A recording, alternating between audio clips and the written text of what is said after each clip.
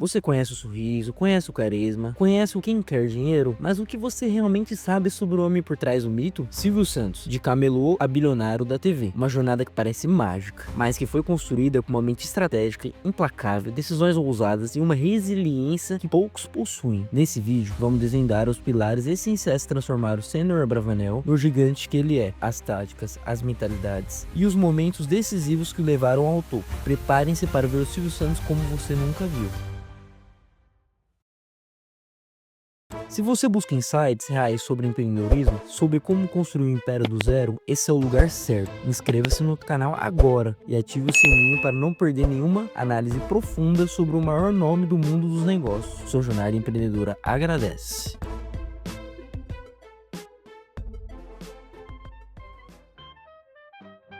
A história do Silvio Santos não começa com glamour, mas com a dura realidade da necessidade. Aos 14 anos, Sênior Abravanel viu sua família, imigrantes judeus, ser atingida pela irresponsabilidade do pai, que perdeu tudo em jogo. Essa experiência forjou Silvio Santos uma determinação férrea. Ele nunca mais dependeria de ninguém. Foi nas ruas do Rio de Janeiro que ele encontrou seu primeiro laboratório, o camelô. Mas Silvio Santos não era um camelô comum, ele era um estrategista. Enquanto outros vendiam de forma aleatória, Silvio observava o mercado. Em 1945, com as eleições se aproximando, ele notou a demanda por capas de títulos de eleitor, que ninguém vendia. Ele viu a oportunidade, sua genialidade não parava aí. Ele estudava a concorrência, como o alemão que vendia canetas, percebendo que o segredo não era apenas o produto, mas a comunicação e o carisma. E para operar na ilegalidade, ele criou um sistema de vigilância com o irmão Leão, evitando os fiscais. Essa capacidade de operar sob pressão, otimizar processos e usar os carismas como ferramentas de venda seria o alicerce de todo o seu sucesso. Foi justamente essa habilidade de comunicação que abriu a primeira porta para o mundo do espetáculo. Um dia, ao ser flagrado pelos fiscais da prefeitura, o diretor de fiscalização, Renato Meira Lima, notou o talento oratório do jovem. Em vez de prendê-lo, Renato fez uma sugestão inusitada, que Silvio fizesse um teste para locutor da Rádio Guanabara. Silvio, com apenas 14 anos, participou de um concurso com mais de 300 candidatos, incluindo nomes como Chico Anísio, e venceu em primeiro lugar. Era sua primeira investida na rádio, e embora o salário fosse irrisório comparado ao que ganhava nas ruas, o que o fez retornar ao camelô por um tempo, a semente da paixão pela comunicação já estava plantada. Foi nesse período e ambiente, inclusive, que o Sênior Abravanel deu lugar ao icônico Silvio Santos, uma alcunha que ele adotou para destacar e que se tornaria sinônimo de entretenimento no Brasil.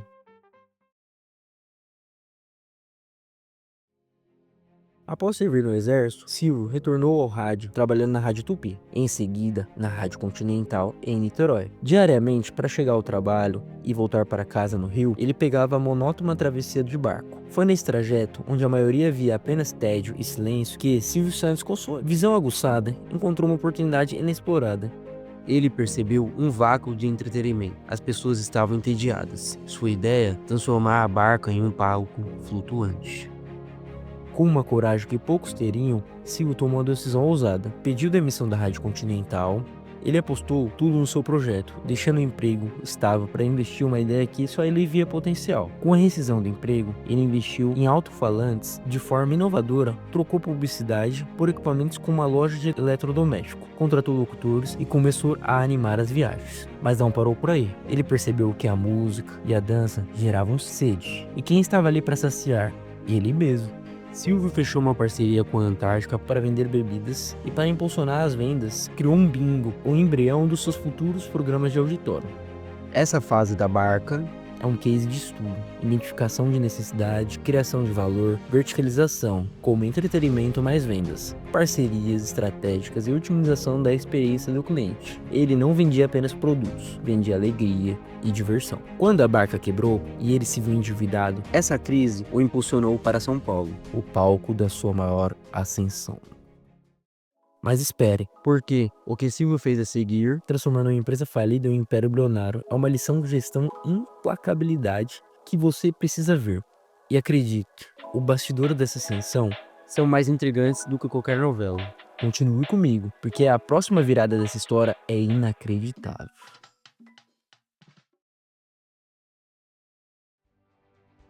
Em São Paulo, o destino colocou Silvio Santos novamente no caminho de Manuel da Nóbrega. Para quem não sabe, Nóbrega foi uma figura crucial na vida de Silvio, o mentor que o acolheu no rádio em São Paulo, apresentando ao público em seu programa na Rede Nacional, e o apelidando Peru que Fala, apelido que ganhou por ficar vermelho de vergonha, assim como a ave que tem a face avermelhada. Essa amizade e admiração mútua seriam testadas quando Nóbrega, que havia sofrido um golpe em seu negócio, o Baú da Felicidade, estava à beira da falência e queria fechar a empresa. Mas Silvio, com sua visão de águia, viu o ouro no lixo. Ele não apenas salvou o baú, ele o revolucionou.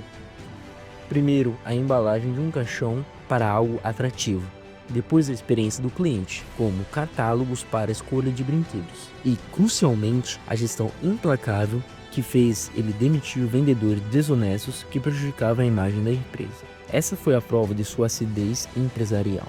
A capacidade de enxergar potencial onde outros viam perda, de reestruturar com mão de ferro e de proteger a integridade do negócio acima de tudo. O Baú da Felicidade não foi apenas uma empresa, foi o embrião de um conglomerado. Com o sucesso, Silvio expandiu, criou a Publicidade Silvio Santos, uma construtora para suas casas sorteadas, uma financeira, o futuro Banco Pan-Americano e até uma concessionária. Ele estava construindo um ecossistema de empresas interligadas, onde uma alimentava a outra, garantindo assim lucro e controle em todas as etapas. Você achou que Silvio Santos já tinha alcançado o auge? Pense de novo. A maior ambição de sua vida, a luta pela sua própria emissora de TV, revelaria um lado ainda mais astuto e persistente. E as manobras políticas e contratuais que ele fez para chegar lá são de tirar o fôlego. Acompanhe.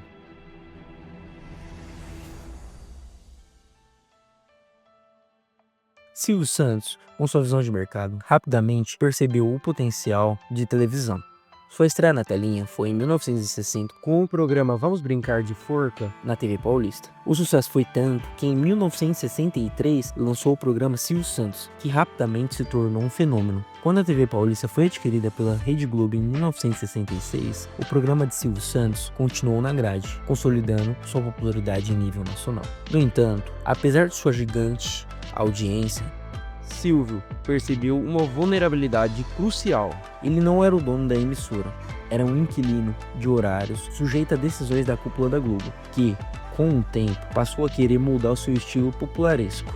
Silvio entendeu que, sem controle, não haveria verdadeira liberdade para criar e inovar como desejava. A partir daí, sua ambição tornou inabalável: ter sua própria emissora de televisão. A jornada foi um labirinto de obstáculos. Ele tentou adquirir a TV Record, mas, em uma reviravolta, a negociação inicial foi frustrada por uma oferta mais vantajosa de outro grupo.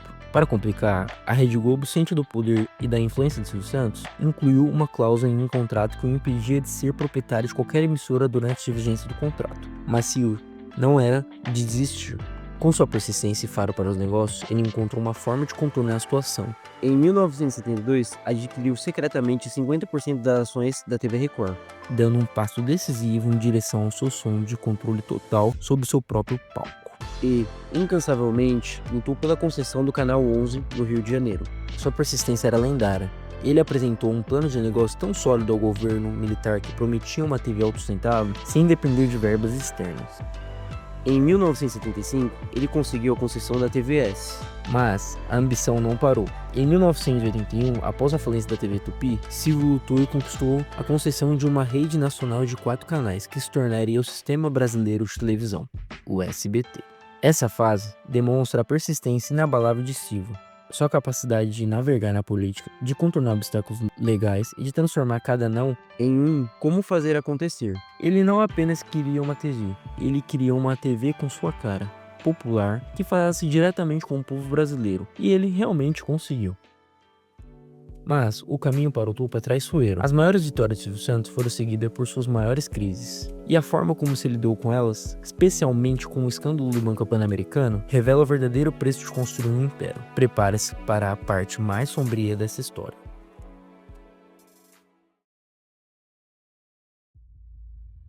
O império estava consolidado, mas a vida de um bilionário não é um conto de fadas. Silvio enfrentaria crise que testaria sua resiliência ao limite.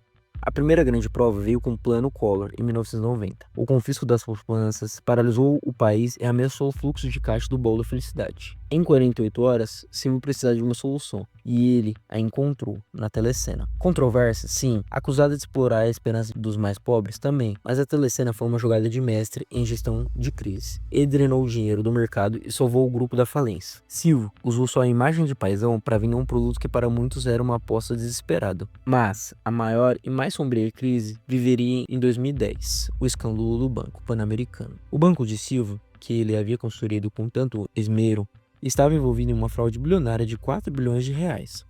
Documentos internos revelaram que Silvio Santos foi alertado sobre as irregularidades anos antes, mas optou por ignorar, focado nos lucros. Quando a bomba explodiu, ele, aos 80 anos, teve que tomar a decisão mais difícil de sua vida: hipotecar todo o grupo Silvio Santos, SBT, Jequiti, tudo para cobrir o rombo. Foi uma jogada de risco calculada que poderia ter resultado na perda de todo o seu legado. Ele salvou o banco, mas a um custo imenso de reputação e estresse. Essa crise expôs a fragilidade dos negócios do seu império e o preço que se paga por negligenciar a governança em nome do lucro. Silvio, o homem que nunca dependeu de ninguém, se viu dependente de um empréstimo bilionário para sobreviver.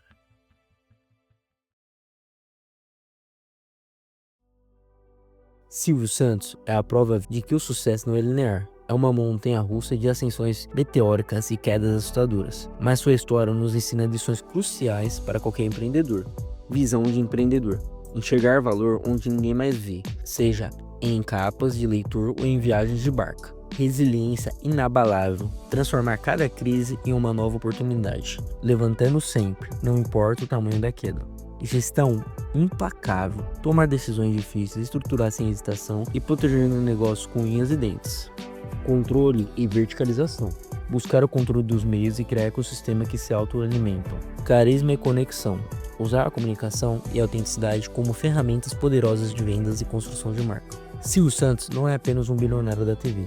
Ele é um case de estudo sobre a complexidade do sucesso, a ousadia de um visionário e o preço que se paga por construir um império. Sua jornada, com seus lados claros e sombrios, é um lembrete de que o caminho para o topo exige mais do que o talento, exige uma mentalidade de aço. Se essa análise profunda te inspirou, te fez refletir sobre a sua própria jornada empreendedora e seus insights valiosos, deixe seu like. É a forma de mostrar que você valoriza o conteúdo que vai além do óbvio. E para continuar recebendo análises exclusivas e aprofundadas sobre os maiores nomes dos negócios, inscreva-se no canal e ative o sininho, assim você não perde nenhum dos próximos vídeos. Queremos construir uma comunidade de empreendedores que aprendem com os gigantes e com a vida real.